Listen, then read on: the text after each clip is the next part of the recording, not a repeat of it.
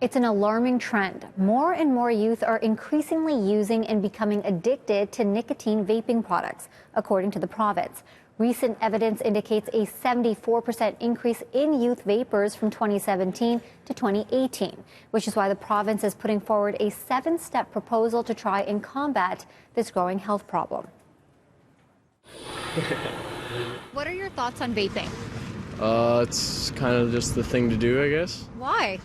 Well, they say it's possibly better than smoking cigarettes. Not enough is known about vaping health risks. Health Canada says vaping is less harmful than smoking, but there are still consequences and a lot of the long-term effects aren't known. We've seen reports of young people being hospitalized and diagnosed with severe lung disease, with 18 reported cases of vaping-related severe pulmonary illness in Canada. In 2017, nearly 11% of Ontario youth between grades 7 to 12 used e-cigarettes in the past year. They make it fruity. So people are like, oh, it's fruity, it's good for you. Parents frustrated, wondering what supports are available for their teenagers' addiction.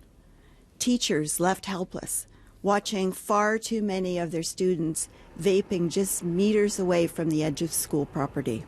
Our government is proposing regulatory changes that, if approved, would limit where flavoured and high nicotine vapor products can be sold, while expanding prevention programs and services to quit vaping. Flavors like bubblegum will be sold at specialty vape stores restricted to people aged 19 and over.